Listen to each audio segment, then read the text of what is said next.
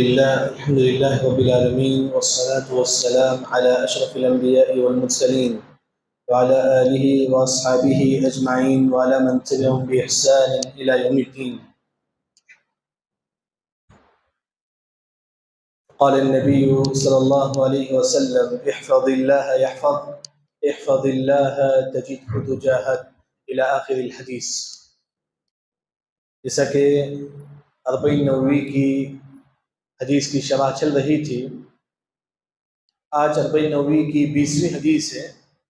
اس حدیث کے جو راوی عبداللہ بن عباس رضی اللہ عنہ، اس حدیث کے بیان کرنے والے کون ہیں؟ عبداللہ بن عباس رضی اللہ عنہ۔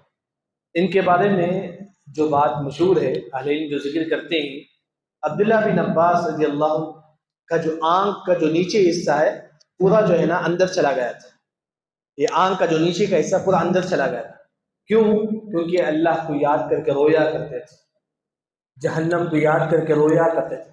زیادہ رونے کی وجہ سے ان کا آنکھ کا یہ چیز حصہ بالکل اندر چلا گیا تھا۔ یعنی کہ اللہ کو یاد کر کے رونا، عذاب کو یاد کر کے رونا، یہ بھی ثواب ہے۔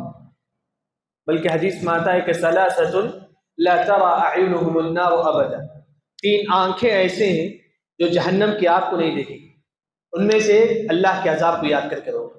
یعنی کہ عبداللہ بن عباس رضی اللہ عنہ بہت زیادہ جو ہے نا اللہ کے عذاب کو یاد کر کے رویا کرتے تھے۔ اسی طرح عبداللہ بن عباس رضی اللہ عنہ کے بارے میں ایک بات یہ بھی ہے کہ وہ جو ہے نا ٹخنے سے بہت زیادہ اوپر رکھتے تھے کپڑا، پنڈلی جو ہے نا آدھی پنڈلی کے پاس کپڑا رکھتے تھے۔ ٹخنا یہاں ہے تو بلکہ بالکل آدھی پنڈلی کے پاس جو ہے نا وہ کپڑا رکھتے تھے۔ حدیث میں آتا ہے کہ ازار المؤمن نصف الساق، مومن کا جو کپڑا جو ہوتا ہے نا آدھی پنڈلی کے پاس ہوتا ہے، یعنی کہ ٹخنے سے بالکل اوپر۔ تو یہ مومن کا جو ہے نا شیوا ہے۔ دیکھیں یہ حدیث عبداللہ بن عباس رضی اللہ عنہ فرماتے ہیں کہ میں آپ صلی اللہ علیہ وسلم کے پیچھے بیٹھا ہوا تھا۔ کون؟ عبداللہ بن عباس رضی اللہ عنہ کن کے پیچھے؟ آپ صلی اللہ علیہ وسلم کے پیچھے۔ تو آپ صلی اللہ علیہ وسلم فرماتے ہیں کہ یا غلام، اے غلام۔ اس وقت جس وقت عبداللہ بن عباس رضی اللہ عنہ ہمارے نبی کے پیچھے بیٹھے ہوئے تھے، اس وقت عبداللہ بن عباس رضی اللہ عنہ کی جو عمر ہے 9 یا 10 سال تک، 9 یا 10 سال تھے، بس وہ وہی عمر تھی، زیادہ بڑے نہیں تھے، 9 یا 10 سال کے تھے۔ یعنی کہ اس سے جو بات معلوم ہوئی، ہم اپنے بچوں کو شروع ہی سے جو ہے نا مسجد میں لے کر علماء کے قریب کریں۔ شروع ہی سے اگر آپ اپنے بچے کو عالم بنانا چاہتی، شروع ہی سے ان کو عالم کے بازو بیٹھائیں، دین کی مجلس میں لے کر آئے، بیانات میں لے کر آئے۔ یعنی کہ 9 سال کے تھے عبداللہ بن عباس رضی اللہ عنہ، کن کے بازو بیٹھتے ہیں؟ آپ صلی اللہ علیہ وسلم کے بازو بیٹھتے ہیں۔ تو آپ صلی اللہ علیہ وسلم فرماتے ہیں کہ انی اعلمک کلمات، اے عبداللہ بن عباس رضی اللہ عنہ، میں آپ کو کچھ باتیں سکھاتا ہوں، دین کی کچھ باتیں جو نا میں آپ کو سکھاتا ہوں۔ تو آپ صلی اللہ علیہ وسلم کہتے ہیں کہ احفظ اللہ احفظ اللہ تجدہ تجاہک، اے عبداللہ بن عباس رضی اللہ عنہ، تم اللہ کی حفاظت کرو، اللہ تمہاری حفاظت کرے۔ اللہ کی حفاظت کا مطلب فرض نماز پڑھنا ہے، زکوٰۃ دینا ہے، یعنی کہ واجب چیز ادا کرنا ہے۔ یعنی اگر آپ اللہ کی حفاظت کریں گے، اگر آپ دین پر عمل کریں گے، اللہ آپ کی حفاظت کرے گا۔ آپ دیکھیں گے ابو طیب الطبری رحمہ اللہ، ان کی عمر 100 سال تھی، بس 100 یا 9 پر 9 یہ ایج کے تھے وہ۔ اس زمانے میں کشتی تھی، کشتی میں بیٹھتے تھے، پھر کشتی سمندر کے قریب آتی تو یہ کشتی سے اچھل کے باہر آتے تھے۔ ان کی عمر تھی 100 سال، شپ سے جو نا اچھل کے باہر آتے تھے۔ لوگوں نے پوچھا کہ ابو طیب الطبری، آپ کی عمر 100 سال ہے لیکن آپ کشتی سے اچھل کے باہر آتے ہیں۔ انہوں نے کہا کہ میں نوجوانی میں اپنے جسم کی حفاظت کی، اللہ نے بڑھاپے میں میرے جسم کی حفاظت کی۔ اگر آپ اپنی جسم کی حفاظت کریں گے جوانی میں، گناہوں سے بچیں گے، بڑھاپے میں اللہ تعالیٰ ہمارے جسم کی حفاظت کرے۔ وہی اللہ نے فرمایا کہ تم اللہ کی حفاظت کرو، یعنی کہ تم دین کی حفاظت کرو، اللہ تمہاری حفاظت کرے۔ خاص طور پر اگر آپ دین کی دعوت دیتے ہیں، توحید کی دعوت دیتے ہیں، اللہ آپ کی حفاظت کرے۔ اگر آپ توحید کی دعوت دیتے ہیں، اس کی مثال آپ دیکھیے اصحاب الاخدود کا جو واقعہ ہے، صحیح مسلم میں مشہور واقعہ ہے۔ ایک نوجوان مسلمان تھا، بادشاہ نے چاہا کہ اس نوجوان مسلمان کو قتل کرے۔ کیوں؟ کیونکہ لوگوں کو دین کی دعوت دیتا تھا۔ کافر بادشاہ نے 10-15 لوگوں سے کہا جاؤ اس نوجوان کو پہاڑ کے اوپر لے کر جاؤ، وہاں سے پھینک دو اسے۔ تو 10-20 نوجوان جو ہے نا، جو مسلمان جو نوجوان ہے، اسے لے کر جو ہے نا پہاڑ کے اوپر جاتے تاکہ جو ہے اس نوجوان کو پھینک۔ اللہ کا کرنا ایسا ہوا جو کافر جو نوجوان تھے وہ گر گئے، اللہ نے اس نوجوان مسلمان کی حفاظت کی. کیوں؟ کیونکہ وہ دین کی تبلیغ کرتا ہے. دین کی اگر دعوت دیں گے اللہ آپ کی حفاظت کرے. اپنے گھر میں دیجئے دین کی دعوت، اپنے پڑوسی میں، اپنے خاندان میں کوئی برا انسان ہے اسے دین کی دعوت، کوئی بدعتی ہے اسے دین کی دعوت. جب تک آپ دین کی دعوت دیں گے اللہ آپ کی حفاظت کرے. دیکھیے علی رضی اللہ عنہ کو کچھ لوگوں نے کہا، اے علی رضی اللہ عنہ، کچھ لوگ آپ کو قتل کرنے والے، آپ کو مارنے والے. علی رضی اللہ عنہ نے فرمایا کہ ان کل نفس لما علیہا حافظ، اللہ میری حفاظت کرے، بس اللہ میری حفاظت کرے. یعنی کہ اگر آپ دین کی دعوت دیں گے تو اللہ تعالیٰ آپ کی حفاظت کرے گا. کیسے اللہ حفاظت کرے گا؟ تھوڑا اگر آپ حدیث میں دیکھیں گے اللہ تعالیٰ انسانوں سے نہیں جانوروں سے بھی اللہ ہماری حفاظت کرے گا. حاکم کی روایت ہے، حدیث کی کتابوں میں واقعہ ہے.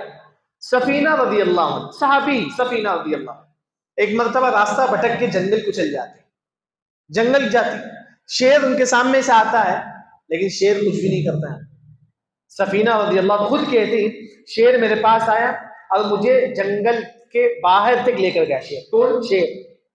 شیر ان کو راستہ بتاتا ہے جنگل کے باہر تک، کچھ بھی نہیں کرتا ہے. کیوں؟ کیونکہ دین کے پابند. حدیث میں یہ واقع، اگر آپ دین کے پابند رہیں گے اللہ آپ کی بھی حفاظت کرے گا، آپ کے گھر والوں کی بھی حفاظت کرے گا، آپ کی بیوی بچوں کی بھی حفاظت کرے گا، آپ کے مال کی بھی اللہ حفاظت کرے گا. اس کے بعد جب اللہ تعالیٰ کیسے حفاظت کرتی ہے؟ ایک ہوتا ہے کہ جانوروں سے بھی اللہ حفاظت کرتے ہیں، دوسرا اللہ ہماری کان کی بھی حفاظت کرتی ہے. كنت سمعه الذي يسمع، کان سے ایسی ویسی بات نہیں سنے گا، بری بات نہیں سنے گا. اللہ تعالیٰ ایسے لوگوں کی کان کی حفاظت کریں گے جو نیک لوگ، جو نماز پڑھتی، اللہ ان کی آنکھ کی بھی حفاظت کرے گا، وہ بری چیز نہیں دے. یعنی کہ وہی اللہ تعالیٰ یہاں فرماتی ہیں کہ اگر آپ دین پر رہیں گے اللہ آپ کی حفاظت کرے گا. اس کے بعد آپ صلی اللہ علیہ وسلم فرماتی ہیں کہ وَإِذَا سَأَلْتَ فَاسْأَلِ اللَّهِ وَإِذَا اسْتَعَنْتَ فَاسْتَعِنْ بِاللَّهِ. جب تم مانگو تو کس سے مانگو؟ اللہ سے مانگو.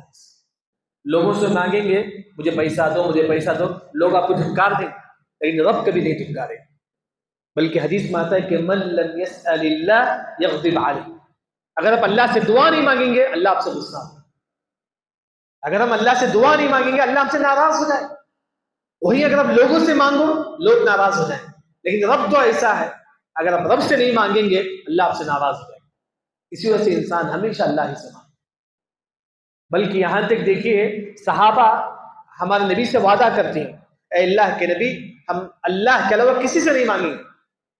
بلکہ وہ کبھی بیٹھے رہتے ہیں صحابہ گھوڑے میں، کوئی چیز نیچے گر جاتا کسی کو نہیں بولتے، خود نیچے اتر کر جو ہے نا وہ چیز اٹھاتے تھے. یعنی کہ گویا کہ آپ کے ہاتھ سے پین گر گیا کسی کو مت بولو، خود اٹھاؤ. یہ افضل ہے یار، یہ افضل ہے. یعنی کہ وَإِذَا سَأَلْتَ فَاسْأَلِ اللَّهِ، صرف اللہ سے مانگیں گے، اللہ کے علاوہ کسی سے نہیں مانگیں گے. اس کے بعد آپ صلی اللہ علیہ وسلم فرماتے ہیں کہ وَعْلَمْ أَنَّ الْأُمَّةَ لَوْ اجْتَمَعَتْ عَلَىٰ أَن يَنفَعُوكَ بِشَيْءٍ لَمْ يَنفَعُوكَ إِلَّا بِشَيْءٍ قَدْ كَتَبَهُ اللَّهُ لَكَ. یعنی کہ پورے لوگ مل کر اگر آپ کو نقصان پہنچانا چاہے تو نہیں پہنچا سکتے. پورے دنیا والے مل کر اگر آپ کو نقصان پہنچانا چاہے تو نہیں پہنچا سکتے جب تک اللہ تعالیٰ نہ چاہے. اللہ تعالیٰ چاہے تو ہی آپ کو بیماری آئے گی، اللہ تعالیٰ چاہے تو ہی آپ کے بزنس میں گھاٹا ہوگا. اس کی مثال آپ دیکھیں، پورے قوم والے ابراہیم علیہ السلام کو تکلیف دینا چاہتے تھے، جلانا چاہتے تھے، لیکن اللہ نے ان کی حفاظت. جب ابراہیم علیہ السلام کو آگ میں پھینکا جا رہا تھا اس وقت جبرائیل امین آتے ہیں، اگر کہتے ہیں کہ اے ابراہیم کیا میں تمہاری مدد کروں؟ یعنی کہ کوئی نہیں ابراہیم علیہ السلام کی سپورٹ میں. ابراہیم علیہ السلام کو جو ہے ایک کٹرے اس طرح کے منجنیق بولتے ہیں، ایک بڑا تھا نا آگ میں پھینکنے کے لیے، ایک بڑی چیز ہوتی ہے، اس میں ابراہیم علیہ السلام کو رکھ دیتے، اب پھینکنا ہے آگ میں. جبرائیل علیہ السلام آ کر پوچھتے ہیں کہ اے ابراہیم کیا میں تمہاری مدد کروں؟ تو ابراہیم علیہ السلام فرماتے ہیں کہ نہیں، اللہ میرے لیے کافی ہے. یعنی کہ پورے لوگ ابراہیم علیہ السلام کو جلانا چاہتے تھے لیکن اللہ تعالیٰ نہیں چاہتے. تو ابراہیم علیہ السلام آگ میں گرے تو اللہ نے حفاظت کر دی. یعنی کہ پورے لوگ مل کر اگر آپ کو نقصان پہنچانا چاہے تو نہیں پہنچا سکتے جب تک اللہ تعالیٰ نہ چاہے. اسی وجہ سے امام ابن کثیر رحمہ اللہ کہتے ہیں ہود علیہ السلام اپنے قوم والوں سے کہتے تھے آؤ مجھے نقصان پہنچا، آؤ مجھے تکلیف دو، نہیں کر سکتے کیونکہ اللہ تعالیٰ نہیں چاہتا. نوح علیہ السلام اپنے قوم والوں سے کہتے تھے کہ چلو مجھے تکلیف دو، مجھے ستاؤ، لیکن نہیں کرے. یعنی کہ جس کے ساتھ اللہ ہوتا ہے اس کے ساتھ کوئی نہیں. یعنی کہ پوری دنیا والے مل کر اگر آپ کو نقصان پہنچانا چاہے، تکلیف دینا چاہے، نہیں کر سکتے آپ جب تک اللہ تعالیٰ نہ چاہے. بلکہ حود علیہ السلام کہتے ہیں فَكِيدُونِي جَمِيعًا، اے لوگوں تم مجھے تکلیف دو، میرے خلاف پلاننگ کرو. لیکن پھر کون جیتے تھے؟ حود علیہ السلام. یعنی کہ پوری دنیا والے مل کر اگر آپ کو نقصان پہنچانا چاہے تو نہیں پہنچا سکتے جب تک اللہ تعالیٰ نہ چاہے. بلکہ یہ جو حدیث ہے نا، یہ میرے اور آپ کے لیے تسلی ہے. کچھ بھی ہو اللہ تعالیٰ چاہے تو ہی ہو سکتا ہے.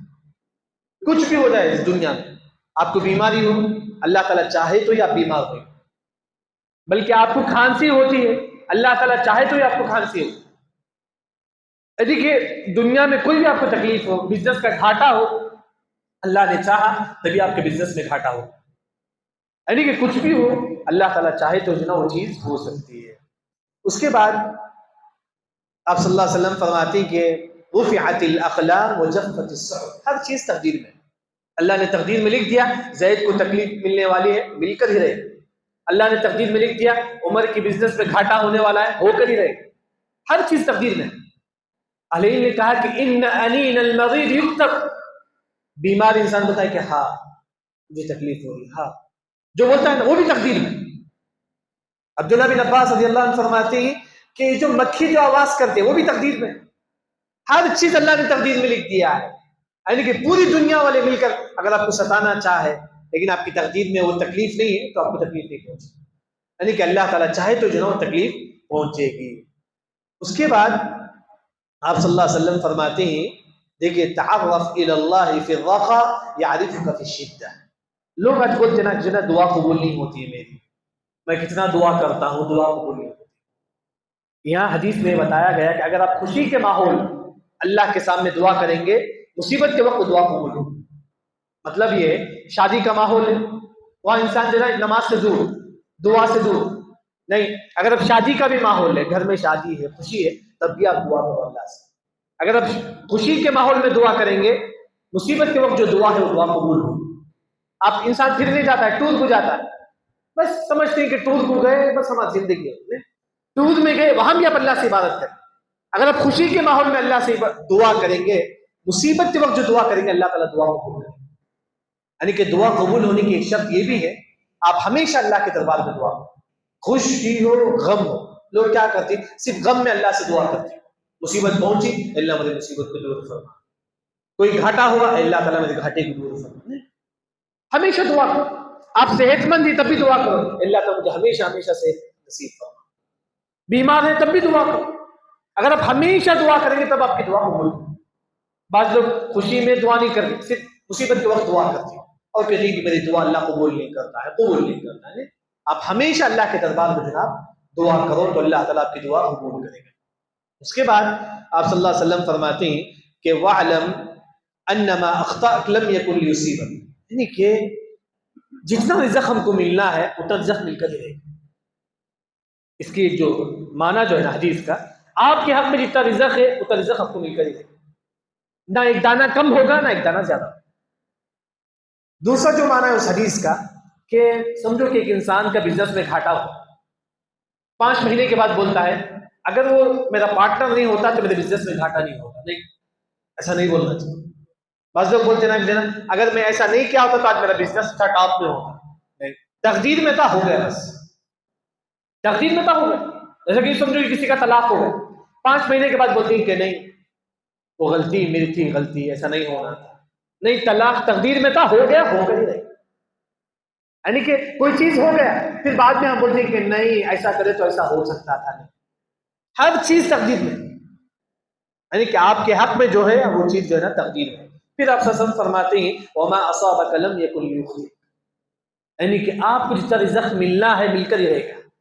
جو رزق آپ کے حق میں نہیں ہے وہ نہیں ملے گا.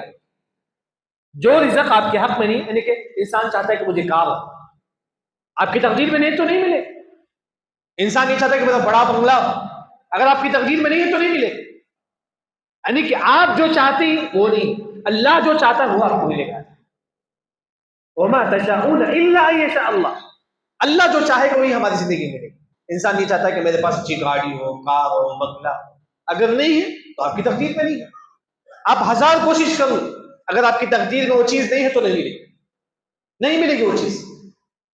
یعنی کہ وہی جو ہے نا حدیث میں بتایا گیا ہے، جو چیز آپ کے تقدیر میں نہیں ہے وہ آپ کو ہرگز نہیں، کیونکہ تقدیر پر ایمان ہر مسلمان پر واجب ہے.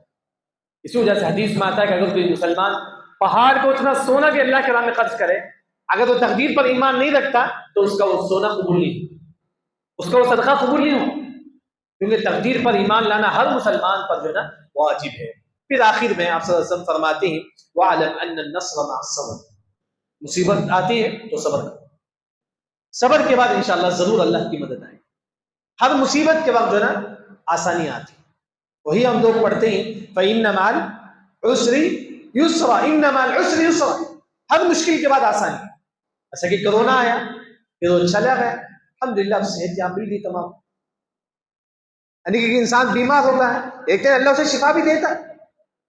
یعنی کہ ہر مصیبت کے بعد جو ہے نا آسانی ہے. آج کمائی نہیں ہے، کل ہوگا انشاءاللہ.